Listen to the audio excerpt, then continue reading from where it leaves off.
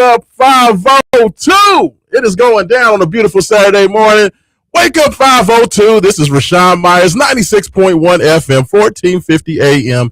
Big X Sports Radio. So happy to be here this morning. So excited to be here. April 11th, 2026. I cannot believe that college basketball is over, that we are now fully into the offseason. We're getting you ready for so many things, from Derby upcoming, of course, us at, Wake Up 502, Main Event Sports. This is one of our favorite times of the year, so we got great events coming up there. We're getting you ready and counting you down to the NFL draft. There's so many things happening. NBA is rolling, getting ready for the playoffs, trying to get ready for that. Transfer portal season is open for your Louisville Cardinals, and of course Kentucky Wildcats as well. But you got all the portal madness going on. University of Louisville is actually hosting a couple of big-time visitors right now as we speak. So there's so many things going on. Want to talk about those with you. Want to get your thoughts. Want to get your opinions. Want to get, whatever you want to do. I don't care. You can call in and ask questions. You can call in and hate and tell me that you don't like me and you think that, all my ideas are stupid. You can tell me how great you think I am. I don't care. I just want you to get involved. I want you to get your Saturday off. Start off to a good step. So we're going to get into all of that. And of course, the best way to get involved, anything going on with the show, 502-414-1450. That is 502-414-1450. That is the Game Day Men's Health text line. That is the best way to get involved. You can go ahead, text me.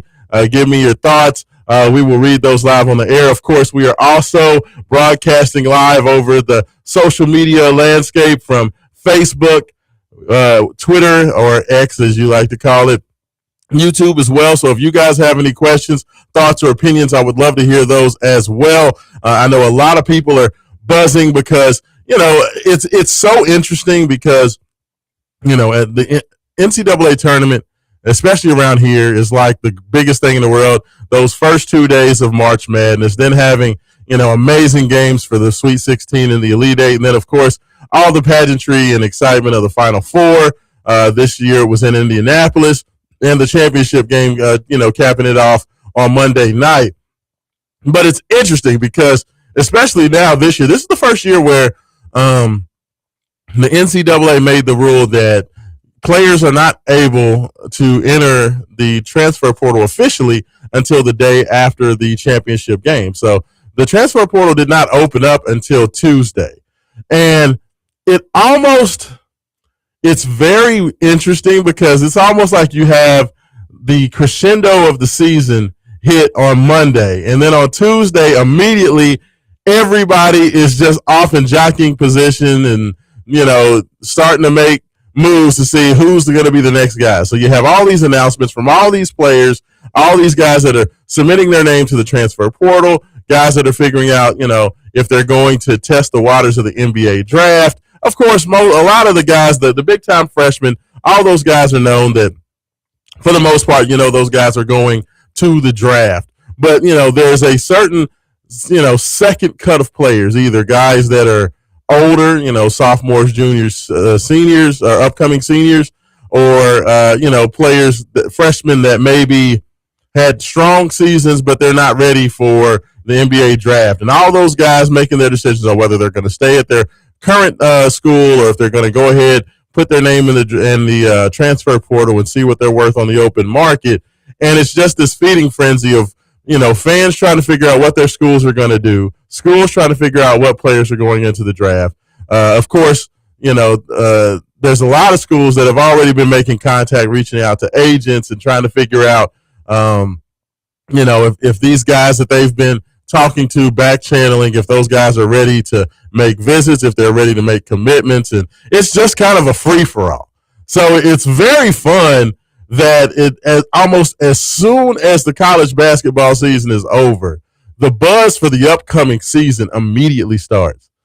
And it really never stops. Like, at this point, I would argue that, college basketball is a, 24/7, 365 sport now. People always talk about the NFL being kind of a year-long sport because of the way they handle everything from the season, the schedule release, and then, the go through the season, the Super Bowl, and then the draft lead up, that it's almost kind of like the same thing. And I feel like, college athletics, especially college basketball, because of the calendar, is now in that same boat to where, it pretty much never stops. Like college football has kind of a definitive end. You have kind of the, the close of the college football regular season. And nobody really talks about college football much, unless you are in one of those crazy diehard SEC states. Everybody's kind of done with college football for a few months. And then, you have spring practice that kind of gears up, but then it all kind of goes quiet. But because of the calendar, because basketball has this season that kind of rolls along, and then you get to the end of it, and now everybody's getting excited. I guess it just depends on what sport you love to follow. But for me, it's definitely 365. University of Louisville has made a huge splash early. They're going out, of course, with so many players going into the portal, so many guys. There's still a lot of guys that are still trying to make decisions on whether they're going into the portal. So the portal is still not fully complete, but the two young men that Louisville has on their campus already, two guys that came in yesterday, Jackson Shelstad, point guard from Oregon, as well as Flory Badunga, the number one player in the transfer portal from Kansas, a young man who actually started the season here in Louisville as Kansas came here in the exhibition. So Flory does at least have some familiarity with the city because Kansas did come here with Bill Self and Coach Bill Self and company and play that game. He's on campus right now, the best player in the transfer portal. So, regardless of what happens, I think that, Louisville made a statement that they want to be a player in the portal. They want to be the player in the portal. And I think that speaks dividends to what they want to do. I think that's important to go out there and make statements like that. And I want to know from you guys, how are you feeling about it? There's so many conversations about the transfer portal. People want to talk about what guys are getting paid, what the asking price is for these players. Of course, Flory Badunga, there's been a lot of media talk out there that Flory and his people are looking for a huge, huge payday. And, of course, being the number one player in the portal, the reigning defensive player of the year in the Big 12, he's going to come with a very high NIL number. Some people are, I've heard a lot of people worried about that. Other people are like, man, just go out there. Louisville needs a big man. I don't care. I want to know what you guys, how you would approach it. Of course, we know that Louisville did a lot of spreading the love last year. Like Louisville went out there and tried to pay for, 10, 11 guys and get everybody pretty decent NIL earnings. And they kind of spread it across the way. And then, of course, we remember what happened with Michael Brown going down and how that just necessarily didn't work out the way that we expected it to. This year, it sounds like Louisville is going to go out there and pay top dollar to maybe 5 or 6 guys, and then kind of just fill in, behind from there. I want to know how you guys feel about that. Like, do you like this, do you like this strategy that Louisville's employing? Do you want to see Louisville go out there and just get the best of the best in the transfer portal, and then, maybe the guys that are coming off the bench or even, your fifth starter, your sixth man maybe aren't as,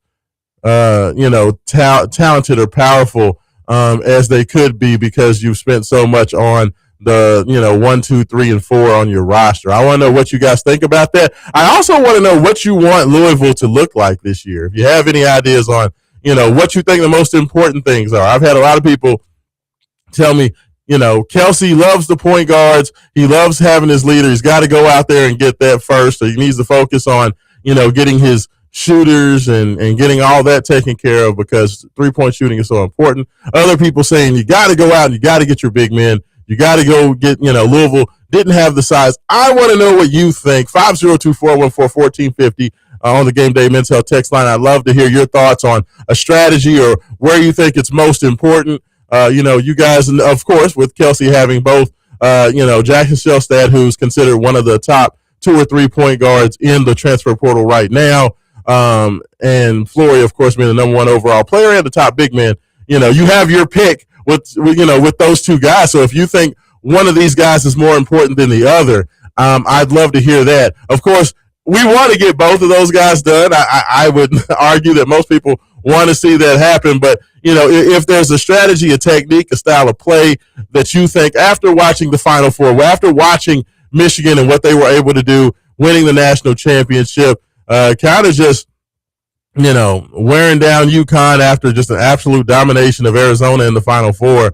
You saw what Michigan took to get it done. Would you like to see Louisville play more of that Michigan style? Do you feel like Louisville needs to play that way? Or, do you think it was just kind of bad luck with what happened with Michael Brown, and you think that what Coach Kelsey was doing last year can work? I would love to hear your thoughts on that. So I'm going to give my own personal thoughts on this, and it kind of goes back to what I watched during the Final Four. And, as we looked and as these teams move forward in the Elite Eight, getting ready for the Final Four, and then ultimately, the Final Four, with Illinois, with Arizona, with Michigan, and with UConn, there was a few things that came to me. And probably the biggest things that I noticed is that, first of all of those teams had tremendous size. Okay. And I think that right there, in my personal opinion, and you guys can let me know if you feel differently about that, I think that's where Louisville was falling the shortest. Like, Louisville just did not have enough size to compete, because even when I looked at a team like Illinois, who loved to go out there and shoot the ball, they had Tomislav and Big Z, Ivisic, both of the Ivisic brothers, both those guys, 7'1" and 7'2". They also had Merkovic, who was probably 6'9", 6'10" at the power forward. Of course, Merkovic could shoot it a little bit. He could do a little bit more handling, but still really good size. You had 2 7+ footers coming off the, on the floor. You had at least one of those 7+ footers on the floor at all times. And Merkovic was a guy who played, 30+ minutes a game as a, 6'9", 6'10", 240-pound forward.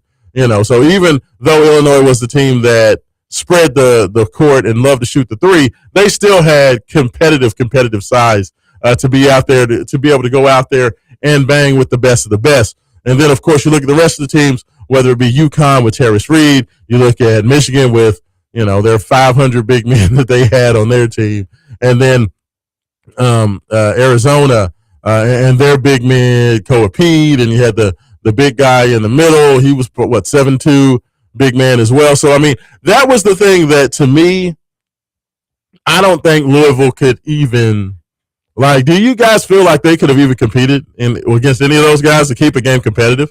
That's my whole thing. It's like, if Louisville's a team that couldn't even, if you feel that you looked at what Louisville did last year, and, Louisville built the team the way they wanted to build it, with the style that they wanted to play, do you guys feel like that Louisville could have kept any of those four teams competitive? And when I say competitive, a game under 10 points with, 8 minutes to play. Could they be within 2 or 3 possessions with a chance to win the game under 8-minute timeout? And I'm going to be honest with you, I just don't see it. I don't see, with how Louisville's built, even with a healthy Michael Brown, Louisville's not going to be within 10 points of those teams with the 2 segments to play in the game. And if you don't feel like your team, and the team in Louisville that is going to be is one of the elite programs in college basketball, they're going to spend more NIL than 95% of the teams in college basketball. If you're not going to be able to go out there and be within 10 points of the best teams in the sport, then you're doing something wrong. And that is my personal opinion. I don't think that what they're doing can work. And I think that Coach Kelsey saw a lot of the same things. And I give him credit for the fact that, he allowed 2 of his best friends and 2 guys that he's been coaching with for a while and has great comfortability and familiarity with, go, with letting Brian Cloman go to Auburn, letting Thomas Carr go up to Indiana, and, seeing the changes that needed to be made and making those changes. I give Coach Kelsey a ton of credit for that. Like it's, very easy for a guy to go out there and be like, you know what? No, I believe in what we're doing. I believe in how we're doing it. We're just going to stay the course.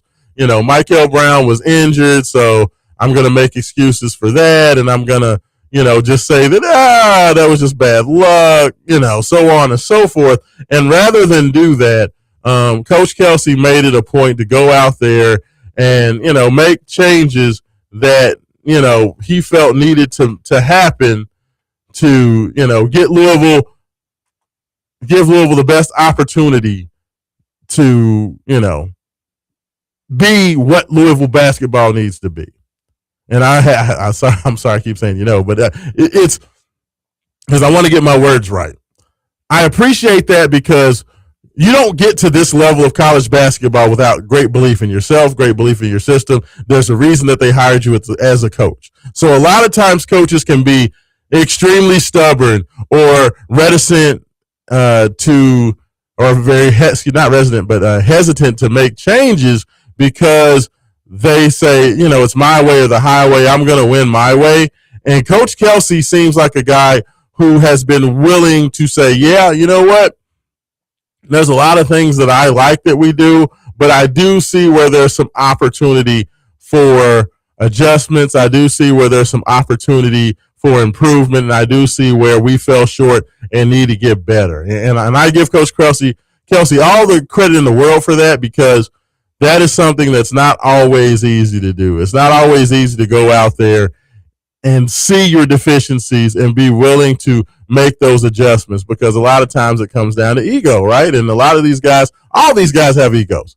From the coaches to the players, you don't get to that level without a unshakable belief in yourself and your system and how hard you work, and the proof is in the pudding. I mean, Coach Kelsey won, 7 conference championships, when you talk about College of Charleston, you talk about Winthrop, he's won at every level he's played. So he could say, you know what? I've won the way I coach for several years. So I give him credit for acknowledging and seeing some of the deficiencies and some of the questions that, everybody had, not just, the questions that I asked in press conferences, not just, the conversations that fans were having on social media and on the radio.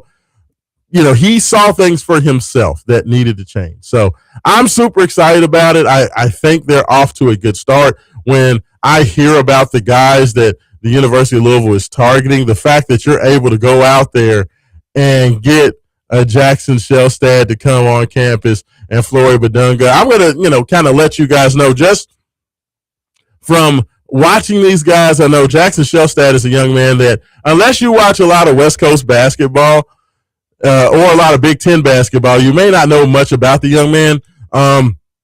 Goes about 6'1", about 180 or so pounds. Very quick guard, very strong lead guard.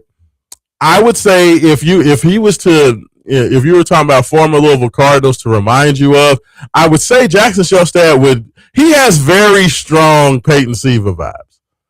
And I'm not just saying that because he's a light-skinned brother playing in the Pacific Northwest, all right? Just because, Peyton Siva, of course, is from Seattle, so that's not why I'm saying it. So if anybody's listening out there, Jackson, if you listen to Wake Up 502, I'm not just comparing you and Peyton because y'all are a couple of quick light-skinned brothers from the Pacific Northwest. No, I'm saying that because Jackson has a very strong feel for the game. It feels like he's controlling the game. Now, of course, a lot of people will look at his stats from last year, say, you know what, he didn't necessarily shoot the ball well. He only played in 15 games. He is coming off a hand injury. So I will say that, is that he has had he did have some injury, bad luck this past year, but, he was still a very solid player. But I encourage you, if you want to see this young man at his full potential, go back and watch his 2024 2025 tape. If you go back and you look at that, then you'll get to see this young man and really what he's all about. And Jackson Shelstad is a very strong command of the team. He's a guy who wants the ball in his hand when the chips are down. He's a guy who has great pace, great tempo, and that's something in terms of leadership with the basketball in his hands that we haven't had since probably Carlik Jones, that just had a guy that controls every aspect of the game and wants the ball when it's time, when it's winning time. And I think that's a quality that you have to have, especially at the point guard position. And, the point guard position is so important to Coach Kelsey's belief. He always talked about, having a point guard that you can hand the ball over to, at 7 o'clock, and he's going to give it back to you safely at 9 p.m. and the game is over. He always talks about that. That's one thing that's always important to him. And I think Jackson Shelstad absolutely embodies that. And, that's a thing that I really and truly feel that he'll be able to count on if Jackson is the point guard. And of course, we've seen a lot of conversation about the fact that Jackson was going to visit both Louisville and Arizona. Earlier in the week, it was thought that he was going to visit Arizona first. And then that ended up going by the wayside. And it seems like Jackson is very much trending in Louisville's direction. So that was great news heading into the visit. So people are hoping that they can go ahead and get that thing done while he's on campus. And if Louisville's able to get that done, I think that Louisville fans will absolutely love their captain and their point guard for 2026, 2027. I think the kid is a star. I actually did watch a lot of Oregon basketball. I loved Shelstad. I love, what he brought in his quality as kind of the game controller. And I also love the other young man that played there, Kwame Evans. Evans, I believe, is taking a visit somewhere on the East Coast, Villanova or UConn or NC State or somewhere. He's going somewhere on the East Coast. I like both those guys. Both those guys kind of stood out to me because y'all know I'm a basketball degenerate. So I love watching all types of basketball, and Oregon always has a ton of talent. Jackson's a guy that I've actually watched a lot of, and he just has that it. And I will say this, that's one thing, and even with Carlik Jones, Louisville didn't really have this. Jackson is a guy who has the quickness at the point guard position that we haven't seen in a while. He has, I talk about him being very similar to Peyton Siva. Like, in terms of his quickness, his ability to get by the initial defender and make plays, getting to the rim and finishing, he has that. He's a little bit more offensively, I'm looking for my shot first than Peyton was. Like, Peyton was more of a setup guy, just traditionally. That's how he played. Jackson is more of, I'm going to look to get my own shot, but I'm also going to make the right play, which I think is actually good, because that was one of the things that I had criticisms with Michael Brown, is that it felt like a lot of times when Michael was attacking, he wasn't looking aggressively to score. He was always looking to set up other guys to pass. And I believe that your lead guard has to be looking to score, making the defense make decisions, and dependent upon those decisions, either score for yourself or kick it to the open guys if the defense does collapse. And I think Jackson does a great job of that. He definitely looks to score first, but he's super unselfish. He's very smart with the ball. Even though he was injured this year, he improved his assists per game numbers by over 2 assists per game from his sophomore to his junior season at Oregon before going down with that hand injury. So I totally think that this is a young man that can thrive in the Kelsey system. Dana Altman's a very good coach out there at Oregon, but I think that in this up-tempo, high-paced Kelsey offense, Jackson's numbers could increase greatly. I mean, he was at 15.5 points, 5 assists and a steal and a half a game.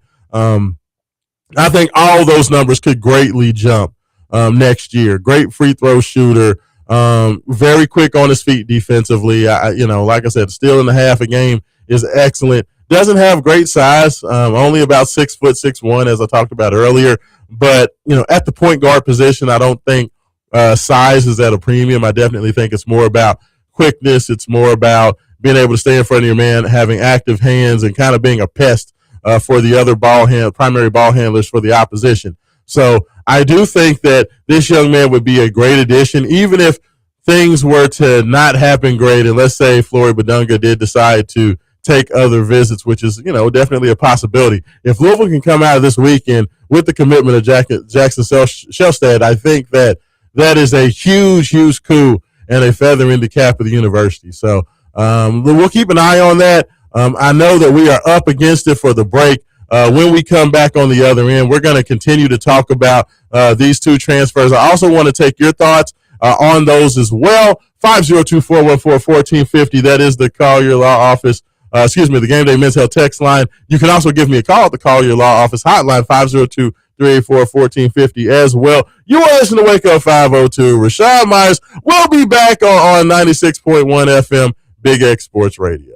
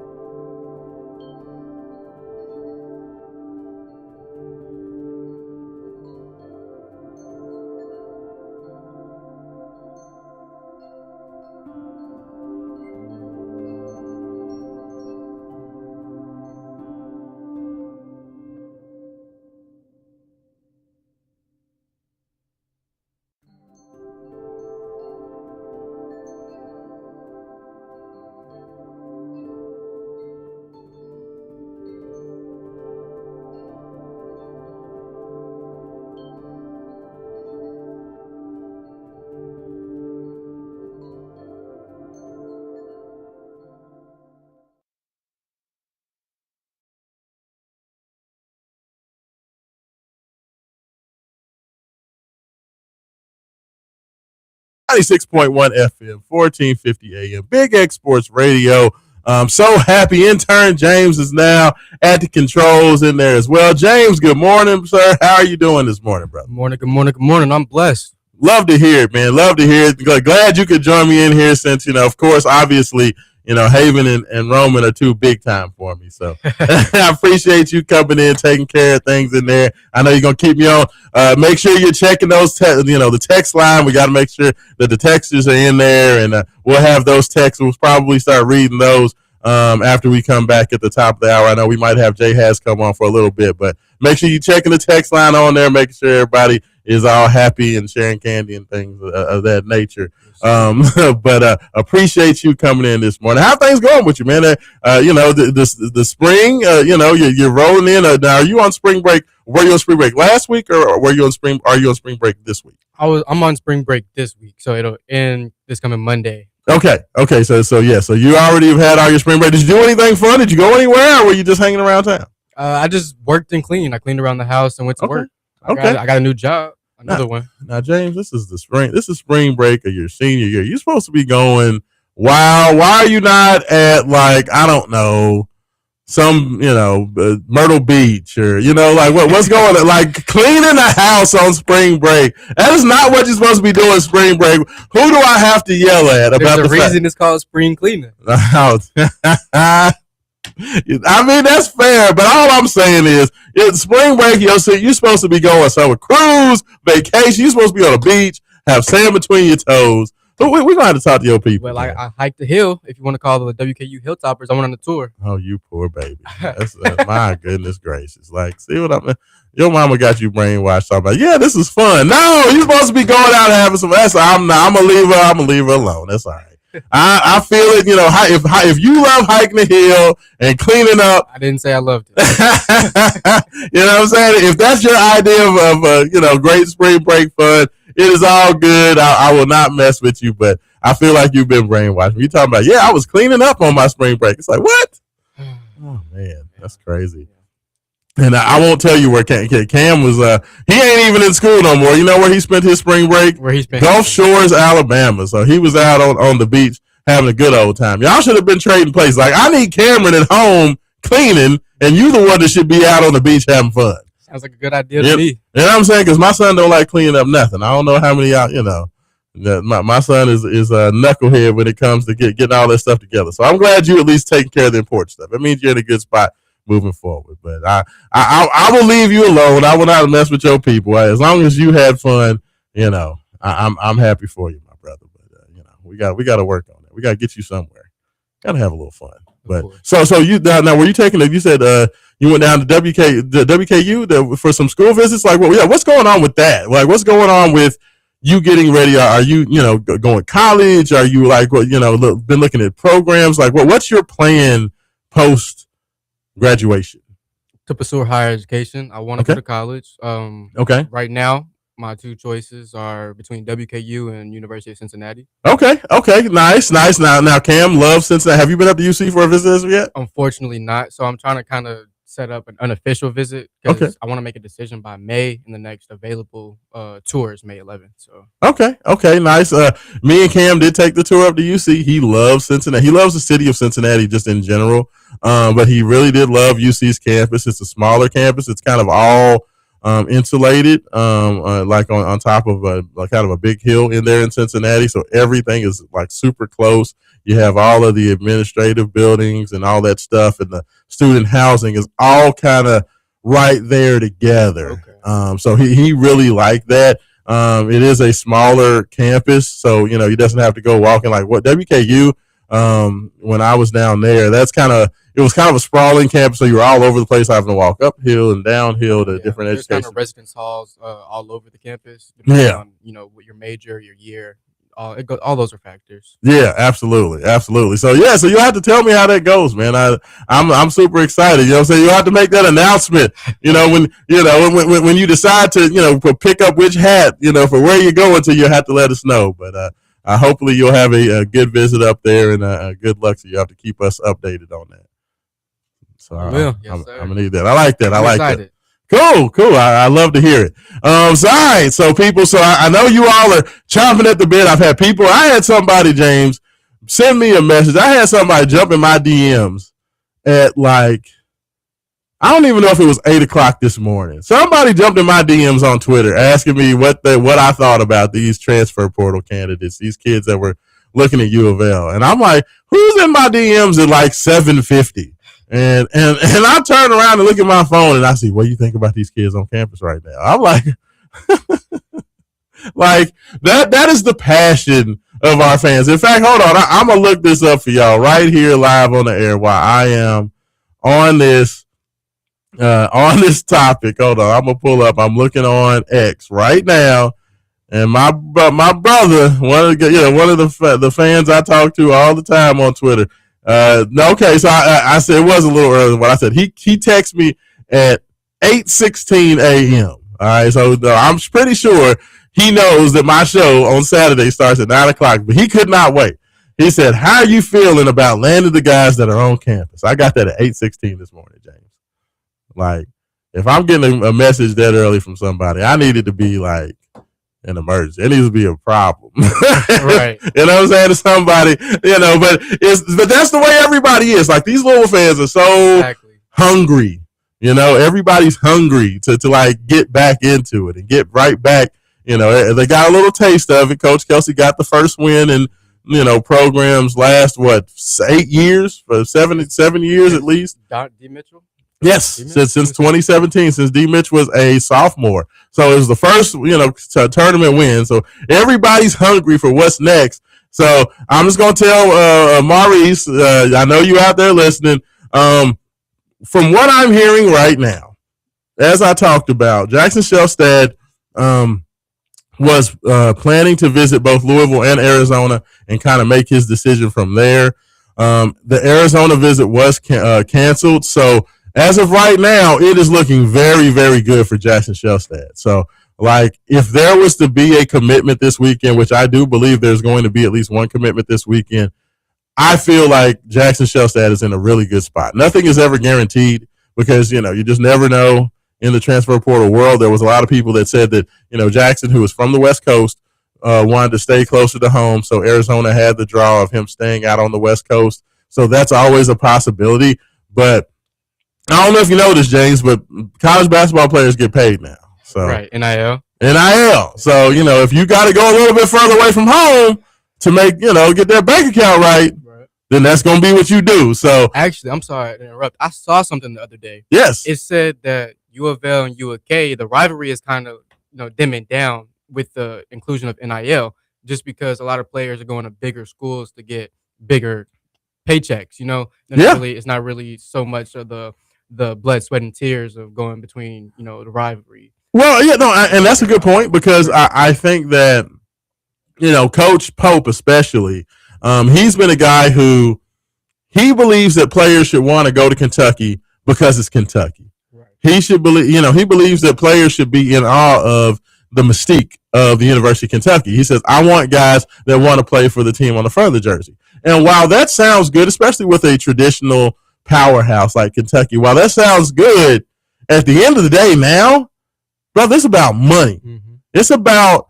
going out there and showing you, like, people can love, I can love Big Blue all I want, but if Big Red is paying top dollar, like, I mean, it's going to set me up. Yeah, exactly. Like, we can still be friends, but I'm going to go over here. I'm going to go over across the street. Right. And, that's what I'm saying. Mm-hmm. So, I mean, that's the one thing where I think there's a big difference. Like, and I understand it because Coach Pope played at UK, won a national championship at UK. He has tremendous love for the University of Kentucky. But I think that one thing where he's going to have to make an adjustment is, I think that in this day and age, you're going to have to pay players. Okay, you're not going to be able to just get kids on a discount because they love the University of Kentucky. You may be able to get away with that a little bit with kids that are from the state of Kentucky because they grew up Kentucky fans, their family grew up Kentucky fans, or whatever have you.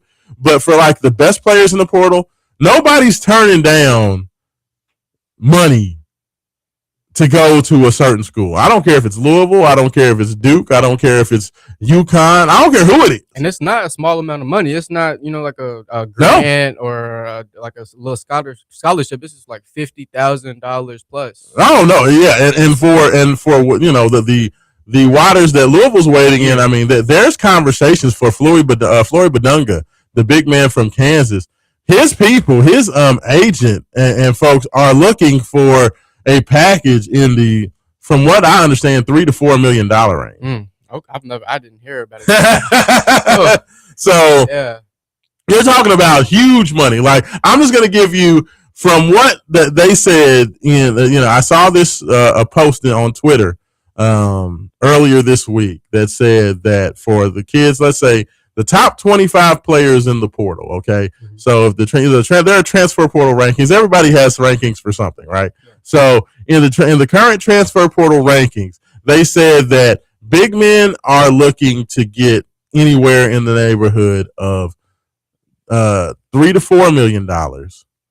Guards are looking to get anywhere in the neighborhood to $2 to $3 million, and wings and forwards are looking somewhere to get between $2 and $3 million. So you're talking about, anybody who's a big time starter that has an impact, has the ability to be an impact. You're just about starting at $2 million. Mm-hmm. Yeah, for any of those guys. So, James, you're talking about big money, big money. That's like semi-pro. Yes. So when you're talking about Louisville hosting the number one player in the transfer portal right now in Floyd Badunga, if Louisville's going to get him, they're going to be paying north of $3 million. I don't know how far north of $3 million, but you're going to have to get that done. And Jackson Shellstad, I would argue that he's going to be somewhere in that $1.5 to $3 million range. I don't know where. I would say he would probably land somewhere just north of $2 million, but would be my guess. But that's just complete conjecture. So, I mean, Louisville could spend, to get these two guys done, I think you're looking at Louisville spending somewhere around $6 million this weekend. Oh, wow. That's fast. Yeah. So that's what they're dealing with. That's what they're dealing with right now. So, I mean, that's going to be something to keep an eye on all weekend. I will let folks know that this afternoon, James, if you or your friends or anybody that you got to let them know, Peyton Siva sent the message out. Okay, Louisville baseball has a home game, 2 p.m. at Lynn Family Stadium, or Lynn Patterson Field. Over on the U of L campus over there on Central and 3rd. Okay. Game starts at 2. Peyton Siva said that they will be hosting a tailgate. Louisville basketball will be hosting a tailgate around, he said they'll be there around 1:30. Okay. So 30 minutes before the game, they're going to have a little bit of early tailgating where more than likely there's going to be some very high profile players and prospective players there. So my guess is Jackson Shellstad and Floyd Badunga will be there. So, any of you Louisville fans, if you don't have anything to do in the early afternoon, if you want to go out there and just show these players how much you appreciate them or how excited you are for them potentially coming to your school, that's always a good thing to make you look good. You can do that. So get down there to Patterson Field around 1:30 or so, and you'll see some really, really tall people out there. Louisville's one of the most involved fan bases, and it's one of the most involved fan bases in the world. I'm sure they'll appreciate it. Absolutely. Oh, absolutely. There. I have no doubt by about 2:00, maybe even 1:45, there's going to be plenty of pictures. There's going to be plenty of video. Everybody's going to be down there because, that's one thing that I will say, from even when Coach Kelsey first got here and Chucky Hepburn was being recruited by Louisville. Chucky comes in, I want to say it was maybe 10:30, 11 o'clock at night in his flight. And Louisville fans were at the airport waiting for Chucky to get here at like 10:30 at night. Like, we're there cheering and calling his name. Mm-hmm. So, like, Louisville fans always show up. So the fact that this is a, Saturday afternoon, it's a nice day outside. It's going to be, right now it's a little overcast, but it feels nice. It's, kind of mid-50s right now. It's a nice day, not too hot. It's going to be a Saturday afternoon. I have a feeling there's going to be a lot of Louisville fans downtown. there's going to be a lot of people down there saying, come to our basketball. I mean, you're talking about the best player in the portal right now, like the number one guy. Old top 25 of the class of 20. Yes, this is the number one guy. This is the number one. Flory Badunga is the number one guy in transfer portal. He's the number one center. He's the number one post player. So yeah. My apologies. I thought you were talking about Jackson Shellstad. No. Jackson is ranked in the top 25 portal rankings right now. I think Jackson is somewhere around 10, somewhere between 10th and 12th. Okay. So he's the number 2 or number 3 point guard, depending on what ranking you're looking at. But he's either the second or third best projected point guard in the portal right now, and the number 1 overall player in Flory Badunga. So you're talking literally about 2 of the best players in the portal that are going to be out there. So make sure you get out there, say what's up to the players, take some pictures with them, tell them how much you love them. I'm pretty sure that these guys will be shocked because at Kansas, Kansas is a basketball powerhouse, so Flory Badunga definitely knows about crazy basketball culture. It's still different at Louisville than anywhere else because Louisville is a big city. Louisville, treats their basketball team like a professional team. So I think that he has an opportunity to have his eyes open with what Louisville basketball is. And Jackson Shellstad, he's at Oregon. Oregon has a lot of money, but it's not really what I would call a basketball crazy place. So this has an opportunity to really show him and open his eyes to kind of the craziness that is Louisville basketball. So go out, get out there, show them a good time. But no, I'm super excited for both of these guys. We talked a little bit about Jackson and his ability, but in terms of Flory Badunga, if you aren't familiar, 6'9", probably 230, 235, 240 pounds, superlative athlete. Wingspan is ridiculous. I think Flory has a 7'5" wingspan, 7'7". Something crazy. Very long arms, great shot blocker, averaged 2.5 blocks per game last year. Was the Big 12 Player of the Year. He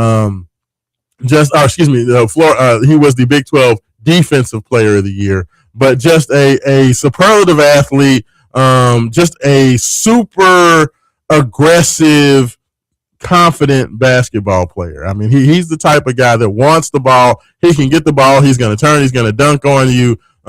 Aggressive looking to get the ball to the rim. Great offensive rebounder. He's just, I'm going to say this, but I'm not saying it to be mean. He's everything that Sananda Frew wasn't last year. Like, I love Sananda. Sananda is a big athlete. He was a guy who had size. He had length. But the difference between Flory and Sananda Frew is just simply the fact that Flory is aggressive. Flory is hungry. He wants the ball.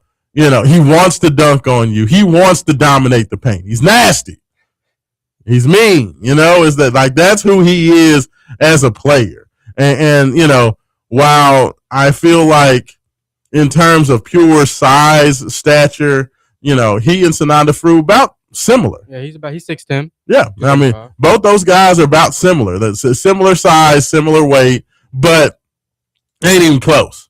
Like Flory's a dog, absolute dog. I mean, you don't get anytime you're named, Defensive Player of the Year. He was all Big 12 first team, all defensive Big 12, of course, and Defensive Player of the Year. He's a dog. He's a dude that wants the ball. He's a guy who wants to dominate the paint. He's the type of guy that is going to control everything down low. 13 points, average 9 rebounds, 2.5 blocks, as I talked about, and assist and a half. So he's actually even very good at passing the ball. He led the Big 12 in field goal percentage as well at 64%.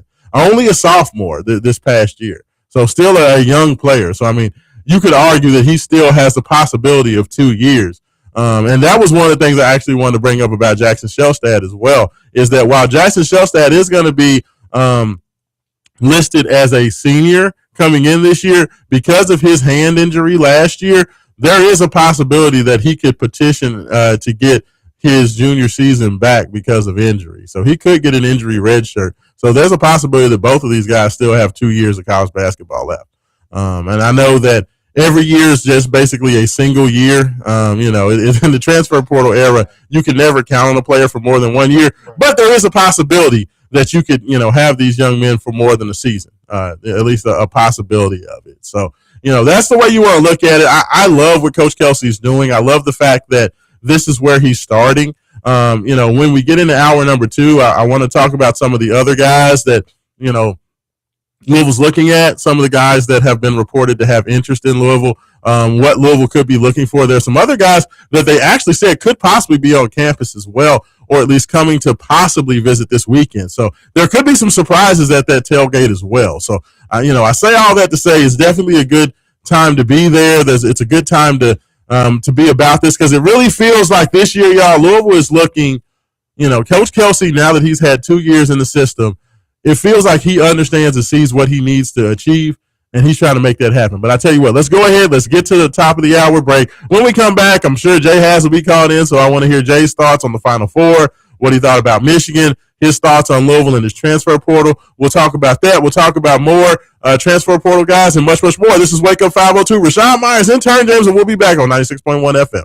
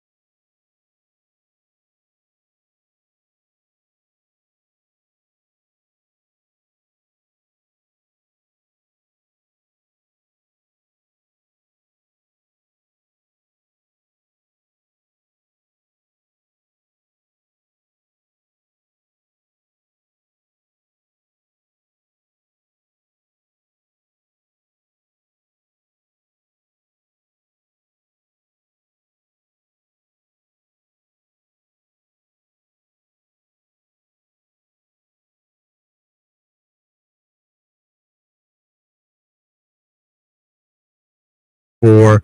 UConn was able to get by Illinois without too much problem, and then Michigan was able to use that bully ball concept and win it all. I want to ask you, first of all, what do you think about Michigan getting it done? And secondly, how big of a gap is there between Louisville basketball and what we saw in the Final Four this year? Okay, first questions first. The bully ball, man, that has been, like that has been the style of basketball that's been dominant all year in college basketball. These guys down low that can scoring at all three levels, especially the first and second level, which runs the basket and mid-range, has proven to be like the gold standard of college basketball this year. And we saw it on display. Like every team in the Final Four had bigs to pound it in and could take advantage of low post playing and mid-range playing. With Illinois being like probably the only pure three-point shooting team left, and we saw what happened to them. So, man, with this potential move is like that, what Kelsey originally wanted to do, which is mostly an offense built around shooting threes, just won't cut it. And you got to go big. So it's going to be interesting to see how much he changes his style and scheme to fit the realities of college basketball. And it seems like indication so far that change is underway, right? You got coaches that we've been asking for with experience at this level, experienced coaching college basketball at the highest level, so he got that in. You got a guy in from Florida that knows how to coach bigs, likes coaching bigs, so it looks like the necessary changes are there. So I'm excited to see how he puts his roster together now, because that's going to be the telltale sign of how much this scheme has changed, if it's changed, and what's going to happen next.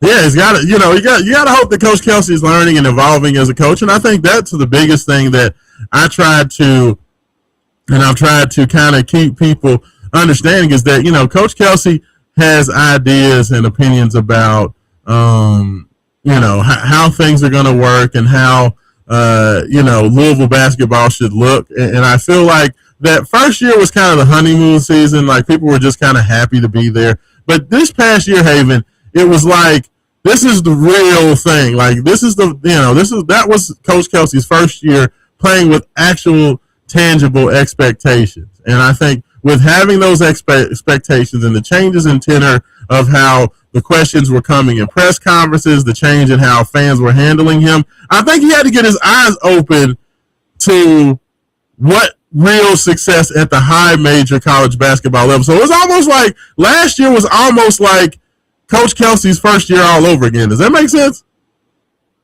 Oh, that makes perfect sense. Because, this year was like a real eye-opening, I think, learning year for Coach Kelsey. Because, we said this all season long that he stuck to a system way too long. Yeah. When it was obvious it wasn't working.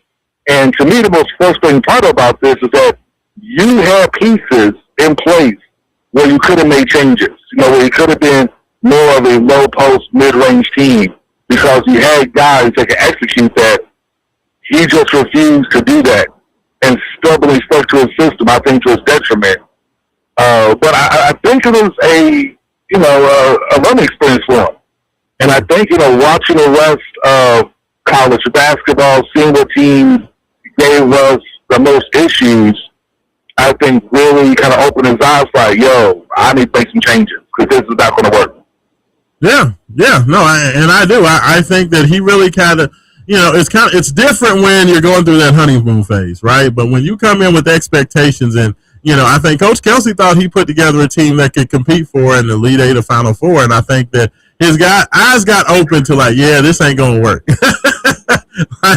And he tried. He tried. He did not quit trying until the last week of the regular season where he was like, okay, maybe I need to change something. That's not going to work.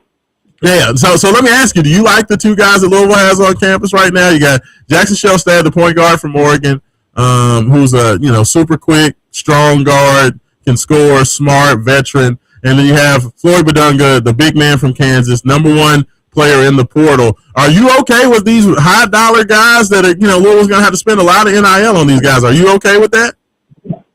Yeah, so far, yeah, because to me, this is, and I think, like I said, you never know his philosophy until you get more done than just two guys. So he may, spend the majority of money on 1, 2, maybe 3 super high-profile guys, and then fill in with complementary role players.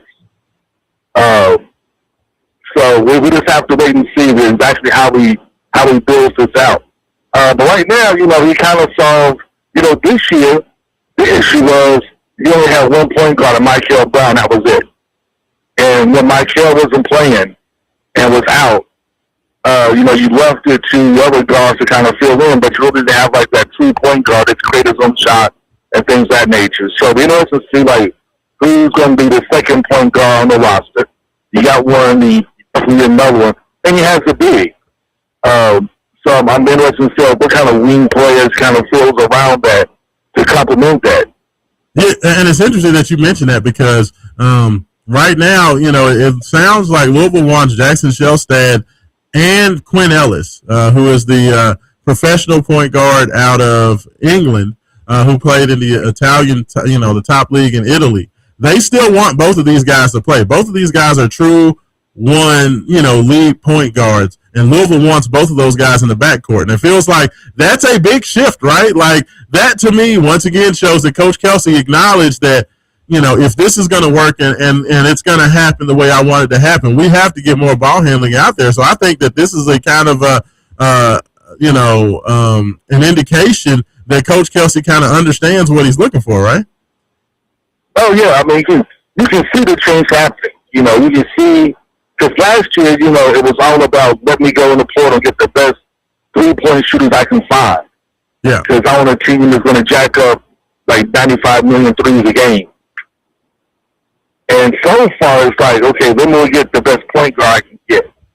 Now let me go get a big because I'm going to need somebody that can score down low, which was almost like a complete 180 from where we were last year. Yeah. Yeah. No, I mean, and to me, like, that gives me hope, right? That gives me hope that Coach Kelsey is really seeing what everybody else is seeing. Because like that was the kind of question, right? Is because he wasn't really making a lot of adjustments, Haven, all year. So it was like, does this dude really not see what we're seeing, or does he not understand it? Does he really think that this is going to work? You know what I mean? So it feels good to me, Haven, to know that the coach, at least, it feels like, okay, yeah, he really knew what he needs to change. It's just he was doing what he thought was best for what he had on the roster. But that, arguably, well, go ahead, go ahead, James. Hold on, Abe. Go ahead, James. Arguably, though, when the threes were falling, they were blowout games. Yeah. So there's a method to the madness. When it works, it works. It's just when it has to work. Yeah. Because I think they hit 23s versus NJIT. What is that? New Jersey Institute of Technology. Yeah, they had that. They had Michael Brown's, what was it? 45-point games against NC State. Yeah, they had the game against UK where they had a good amount of threes hidden. So just when it works, it works. But like Haven said earlier, big men are the golden standard of college basketball going forward. They were this year when it comes to scoring. Yeah. Yeah, go ahead, Hey. What were you going to say? No, but I mean, that's an excellent point. Excellent point, yeah. And one of the things I think is one of the things that we talked about during the season was, okay, you got Fernando Fu and you got Luke. So you got guys who can play big. And we kept, well, at least I kept questioning, was there a coach on the coaching staff that actually knew how to get the most out of the bigs that Louisville had? And I was like, as the season went on, it became kind of obvious we didn't have that guy on staff that could take advantage of the bigs we did have. And that has been corrected. So like I'm like really optimistic. Yeah. I mean, and look, this is the thing that I'll say for people that are like, Coach Kelsey shoots threes. That's what he does. It's not. Look, I don't think you have to get away from the system all the way. I just think that like we talked about during the year, you just have to have more balance, right? Like to me, balancing the game and being able to attack the basket from both inside and from the mid-range is going to open up more three-point shots. So I feel like Louisville can still get the same volume of threes, or at least the same number of makes, but I feel like you can get more makes at a higher percentage, Haven, if you have the threat that, if Floyd Badunga has the ball down low, you've got to double team him, which means if you kick it out to Shellstad or Quinn Ellis or any of these other guys that Louisville's targeting, they're going to get wide open step into jump shots. So they may not shoot as many threes, but they can hit as many threes as they were in a lot of these games. I mean, does that make sense? It makes perfect sense. But also, it's just something else we talked about during the season. If you had a guy that, not a guy, let me phrase that. If you would let your players attack the paint more consistently, that would also take a lot of pressure off of your guards and able to shoot, threes. And that's something that Kelsey didn't allow his players to do, I don't think. Yeah. His scheme and his coaching allowed his players to really take advantage of that mid-range game. But I think that's changing. Yeah. No, I mean, I'm right there with you. I totally agree. I think that all these changes are going to be changes for good. Like, I think that Louisville is understanding what they need to do. I think that, that it's going to look a little bit differently, but I think the effectiveness of what they're trying to do will still be there. And that's what I would caution folks to say. Like, they may not go out there and shoot the volumes, but Louisville wanted to hit somewhere in the range of 10 to 12, 13, 14 threes per game or more. And I think that you can do that. I think that you can still do that, but you're going to do it on a higher percentage of shots. Like this young man, Brett Decker, okay? Like just as an example. We talked about Quinn Ellis. We talked about Jackson Shellstad. Brett Decker is another name to keep an eye on. He played at Central Hardin. He was at Liberty this past year, averaging about 17 points per game. He's a guy that is a big-time shooter. He shot, Decker last year shot 47% from three, led the nation in three-point shooting percentage on 7 threes per game. Very, very good shooter. This is a young man that would more than likely come to Louisville as a bench piece. He would not be a starter, but he would come off the bench kind of in the same role that Rain Smith had in the first year under Louisville, under Pat Kelsey. But what I'm saying is if you have a kid like Decker out there that's already a phenomenal shooter, but let's say you have a Floyd Badunga and another big man, or like Haven said, a guard who's dynamic off the bounce. If, Quinn Ellis is attacking off the bounce and, collapsing that defense, or if you throw it down to Floyd Badunga and that defense has to collapse, guess what's going to happen when you kick it out, Haven, to Brett Decker for a wide open three? That's money. Definitely. That's money. Like, and that's my point is, what would you like to do? Do you want to hit 10 or 12 threes on 25 attempts, or do you still need Louisville shooting 40 attempts to make that same 10 or 12 threes? I think that's the point. That's the way people have to look at it, and I think that's what Coach Kelsey is going to look to do is get better shot quality. Still have good shooters, but better shot quality will lead to higher percentages overall. So I tell you what, Haven Hansen, are you going to hang on through the break, or are you going to get on up out of here? You know what? I'm going to hang on through the break, bro. My man, cool. So I tell you what, let's go ahead. Let's hit this last break. I know we have more texts coming in. If you guys have thoughts, 502-414-1450. Go ahead, get those texts in now. We will get those to close the show. You are listening to Wake Up 502. Raashaan Myers, intern James, Haven Hansen on the line, and we'll be back on the Big X.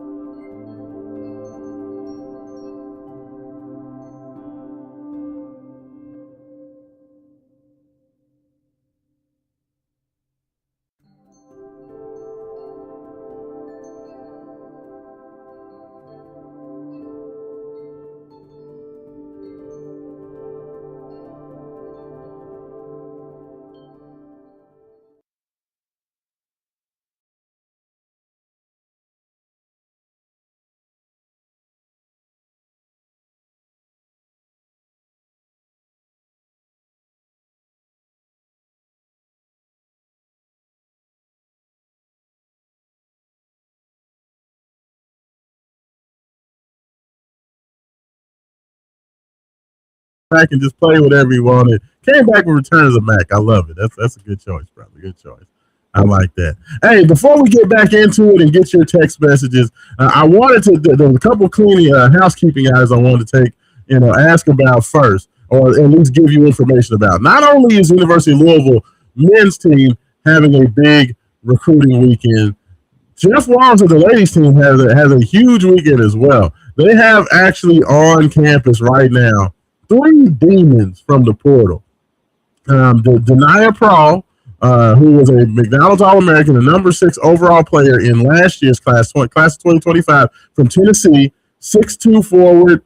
She's on campus. Karis Baker, another 6'2" forward out of Virginia Tech, one of the better players in the ACC, as well as another young lady out of NC State, Zam Jones. Coach Walls talked about the fact that the one thing that the team was missing last year was a guard that had the quickness to kind of break down the defense and get into the lane and cause havoc.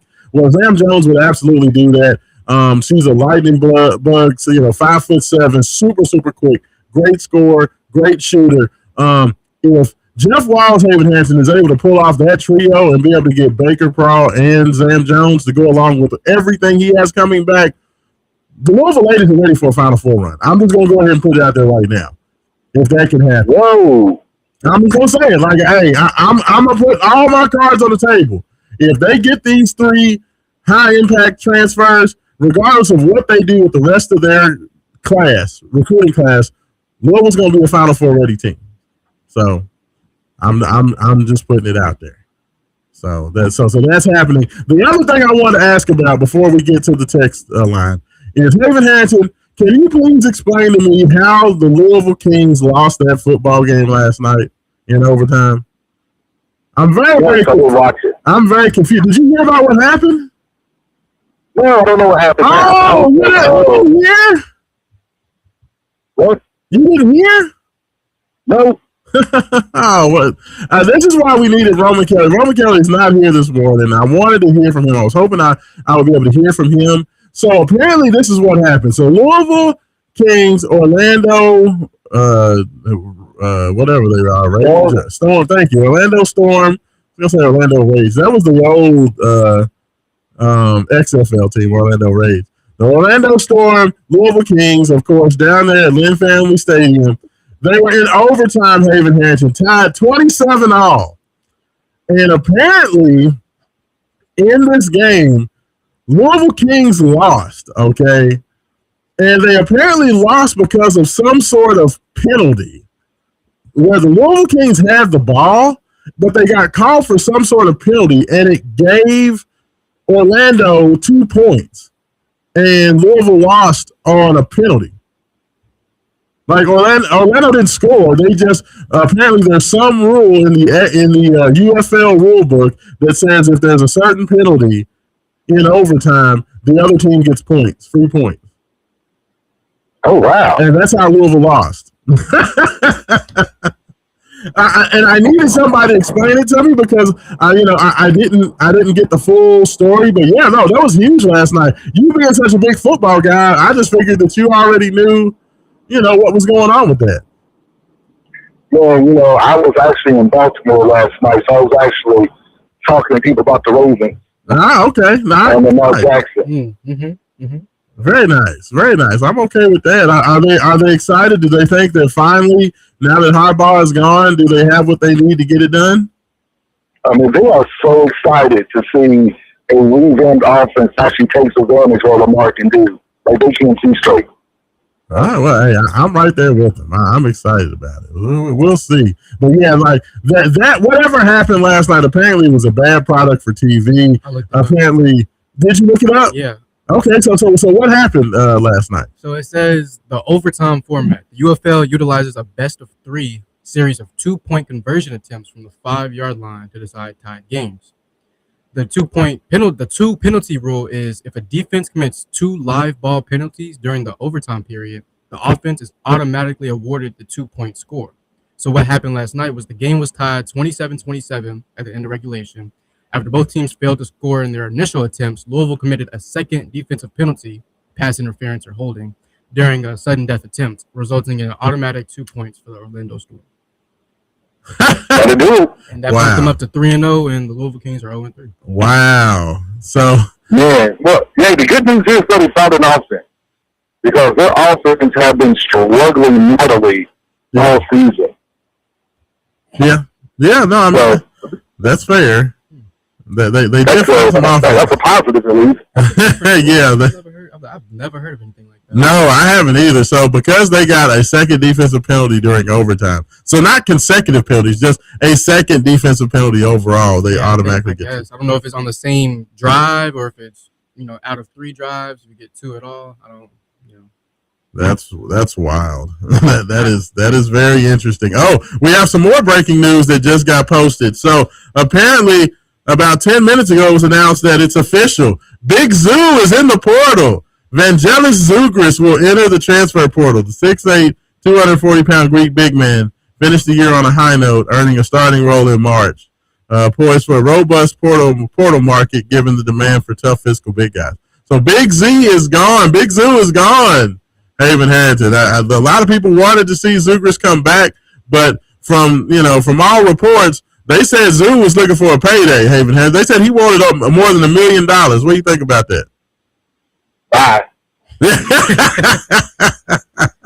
Bye, Felicia. I mean, he's not. I mean, I would, if I had to keep either Zoo or Food, I would rather keep Food, but both of them are way too much money, so they could kick rocks.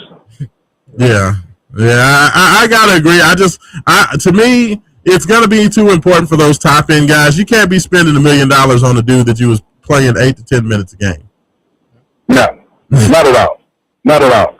I mean, if I'm gonna spend some money, I'm gonna spend some money on a proven inside player that I know they can score. Yeah, I agree. That's kind of crazy. Yeah. See, James, this is what happens, man. Like all these dudes have lost their minds now. Everybody wants the money. I'm not paying big. I mean, I love Zoo. Zoo was a fan. Zoo to me is still a project. Like he still has to learn so much about interior post play that whoever takes them, they're going to spend not a considerable amount of time, but they're going to spend a good portion of the beginning part of the season teaching them how to be a true post player, and they really use his size. Yeah. I mean, Zoo was just undersized, man. He's just undersized. He gave great effort, and I appreciate it. But yeah, I would not bring him back for half of what he's asking. I'm sorry. Like that's a dude that maybe 250, 300K, maybe. Like I'll give you that, but you want a meal ticket? Absolutely not. Nah. I mean, but I understand him. Go get your money. Like I cannot fault him for that. These young men have an opportunity to get financially secure for the rest of their lives. So if somebody's willing to pay that money, absolutely go get it. Go get your bag. So I appreciate that. So James, what do we have on the text line before we get out of here? All right, we have Scoots. I swear Cal must have something to do with NASA as well. If you look, Reed was the last astronaut off the capsule taken to the ship. I didn't know there must have been another astronaut named Wagner on board. So I feel like that was a KRC text, but I'm trying to figure out where they were going with all of that. Like Reed and on the capsule, I don't know where they were going with that. Like I need some context for that conversation, but that sounds interesting. What else we got? Are they still charging admission for Louisville baseball? So I believe the baseball game, I don't think that there's I know for certain games there is a charge, but I'm not sure for the baseball game today. I thought that the games are free. Haven Harrington, do you know if the baseball games down there at Patterson Field are free? It's a good question. I have no idea. Yeah, I mean, I'm not even allowed to be like, no, I really have no clue. Yeah. I'm not sure. I would say check out gocards.com. They'll let you know for sure. That is the website for all things Louisville athletics. So gocards.com, check it out. So yeah, they're taking on Stanford, but yeah, I am not sure if if that is a thing, if that's going to be. If there's a charge for that, or I know that most of the Louisville baseball games are open to the public, are free. So I would say just go check it out. But hey, even if you don't go to the game, go down there, swing by, say what's up to the basketball team. They're going to be right out there. If you're looking at the entrance of Patterson Field, they're going to be right on the left-hand side of over there set up. So, get down there 1:30 this afternoon. So, yeah, go get on down there and check them out. Anything else? Nope, that's all for the day. That's all for the day. So, I know everybody is kind of sitting on their hands. They're waiting to find out what's going to happen with the transfer portal. So many things happening for Louisville. I know University of Kentucky has started to kind of figure out what they want to do. I'm telling you what, Haven Harrington, from what I'm looking at, the transfer portal years for Louisville and Kentucky are going to be very, very different. It feels like after spending that, reported $22 million on last year's roster, Haven, the UKP boosters have gotten really tight with their pocketbook. Like, they are looking to be a lot more, let's just say they're looking to be a lot more efficient with their spending and their money this year. I mean, you spent that kind of money to really just underperform. If we're being honest, they have nowhere near the bang for their buck. That's $22 million from least by your Final Four. Yeah, absolutely. I mean, you should at least be one of the better teams. I mean, Kentucky was if Tennessee didn't just gift them 2 wins this year, if Tennessee wins one of those games, let alone 2 of them, and, win those games, Kentucky's probably looking at between the Tennessee games and the St. John's games. Like, if those games go the way they probably should have gone, UK may have been an 8 or a 9 or a 10 seed. And for what they paid for that roster, you just can't have that, so I think that's just something that, you're going to have to get a little bit better with, but it sounds like Mark Pope is not going to have that open checkbook the way he did last year. So I'll be interested to see what happens with that. Haven Harrington, as far as Louisville football, we got the spring game coming up next weekend or next Friday. We'll, of course, be at the Gallup Gala there at the Galt House. So, we won't be able to get out there. We never get to make it to the spring game because of the Gallup Gala, but we love partying with the folks from Down Syndrome of Louisville, so it's all good. But anything you're looking for to get out of the spring game, or anything you're going to be kind of paying attention to as far as the reports from the game? I think everybody else, I'm waiting to see what our quarterback situation looks like. For all reports I've seen, he's a great mid-range thrower. He's a great intermediate passer. Yeah. 0, 15, 20 yards. He is just awesome, super athletic, but his deep ball can use some work. So I'm really curious to see how his deep ball has progressed. Because my understanding was it needs a little work. He needs to work on his touch, and may not have the arm strength that you would like. But we'll see. I mean, the running game, you already know it's going to be lights out. But that is just to see, what type of defense we call on the field. But the spring game is really hard to get a feel for defense. So, I think all eyes on the QB, man. All eyes on the QB. Yeah, no doubt. I mean, I definitely think that, for everybody wants to see what's going on with the quarterback. For me, I am more so interested in that offensive line. I want to see these running backs. Like, I know Isaac Brown is a monster, but Montez Davis, the running back that came over from Missouri, former top 5 running back out of college, out of high school. I want to see what he looks like. Of course, the big man out of Licky Tompkins, the big man out of Tennessee that went to IMG Academy. I want to see what he looks like. From what I've heard, Haven Harrington, he is an absolute monster, 6'2", 240 pounds. So Louisville hasn't had a running back like that in a while. That's kind of who I'm looking for. I want to see what those guys look like. I know everybody's super, super excited about, Lincoln Keenholtz and the offensive passing attack. I know Trey Richardson is not going to play, of course, because he's been dealing with off-season surgery. the transfer from Vanderbilt. He's kind of billed as Louisville's top wide receiver target. So, don't really have them right now. So, I think that there's not going to be a ton that can be gleaned from the spring game, but there are definitely some spots to take a look at, see what the defense looks like. Tyler Thompson, the transfer defensive end from North Carolina, one of the most prolific and highest rated defensive pass rush guys in the portal. Cleve Lubin is back for Louisville. You want to see what that rebuilt interior defensive line looks like. Apparently, Jody Demling advised that there was a big football recruit on campus, Keon Webb, Haven Harrington, that's looking to possibly join this fall. Keon Webb weighs in at 6'6", 300 pounds. Interior defensive lineman from Garden City Community College. So there's a chance that he could be committing and kind of help bolstering that interior defensive line after Louisville lost so much on the interior defensive line. Renee Conga apparently has been turning heads heading into the NFL draft. So definitely need as much help on that interior defensive line as possible, losing so many guys, Wes Bailey, Renee Conga, and the rest of those guys from last year's defensive line. So, just a couple of things to keep an eye on, looking at what that defense looks like without Ron English now that he is gone on sabbatical.